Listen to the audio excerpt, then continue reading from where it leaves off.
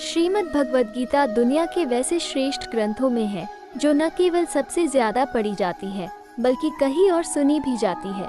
कहते हैं जीवन के हर पहलू को गीता से जोड़कर व्याख्या की जा सकती है। भारत की सनातन संस्कृति में श्रीमद् भगवद गीता न केवल पूज्य बल्कि अनुकरणीय भी है। ये है भगवद गीता के सबसे प्रसिद्ध लोकप्रिय श्लोक। नैनम छिद्रन्ति शस्त्राणि नैनम दहति पावक न चैनम क्लेदयन्त्यापो न शोष्यति मारुत। द्वितीय अध्याय श्लोक 23। अर्थात आत्मा को न शस्त्र काट सकते हैं, न आग उसे जला सकती है, न पानी उसे भिगो सकता है, न हवा उसे सुखा सकती है। कर्मण्येवाधिकारस्ते मां फलेषु कदाचन मां कर्म फल हेतुर्भूर्मा ते संगोस्त्व कर्मणि। द्वितीय अध्याय श्लोक 47। अर्थात कर्म पर ही तुम्हारा अधिकार है, लेकिन कर्म के फलों में कभी नहीं।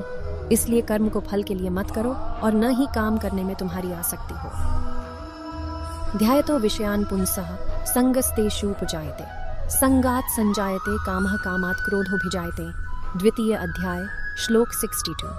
अर्थात विषयों वस्तुओं के बारे में सोचते रहने से मनुष्य को उनसे आसक्ति हो जाती है। इससे उनमें कामना यानी इच्छा पैदा होती है और कामनाओं में विघ्न आने से क्रोध की उत्पत्ति होती है। क्रोधात् भवति सम्मोह सम्मोहात् स्मृति विभ्रम स्मृति भ्रंशात् बुद्धिनाशो बुद्धिनाशात् प्रणश्यति। द्वितीय अध्याय श्लोक 63।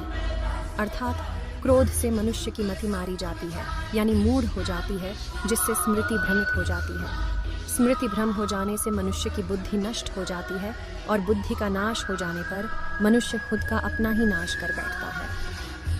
यह श्लोक यद्यदाचरति श्रेष्ठस्तत्तदेवेतरो जन स यत् प्रमाणम कुरुते लोकस्तदनुवर्तते।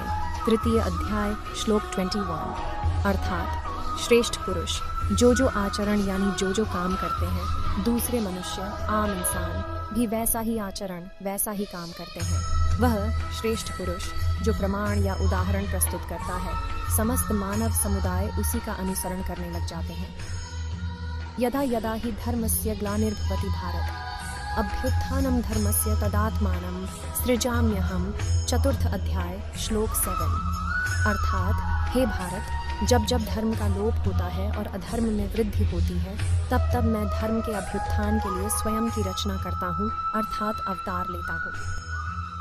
हथो व प्राप्यसि स्वर्गम जित्वा व भोक्ष्यसे महिम तस्मात् उत्तिष्ठ कौन्तेय युद्धाय कृत निश्चय। द्वितीय अध्याय श्लोक 37।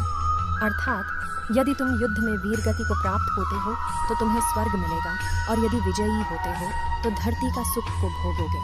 इसलिए उठो हे कौन्तेय और निश्चय करके युद्ध करो। परित्राणाय साधूनां विनाशाय च दुष्कृतां धर्म संस्थापनार्थाय संभवामि युगे युगे। चतुर्थ अध्याय श्लोक 8। अर्थात सज्जन पुरुषों के कल्याण के लिए और दुष्कर्मियों के विनाश के लिए और धर्म की स्थापना के लिए मैं युगों युगों से प्रत्येक युग में जन्म लेता आया हूँ।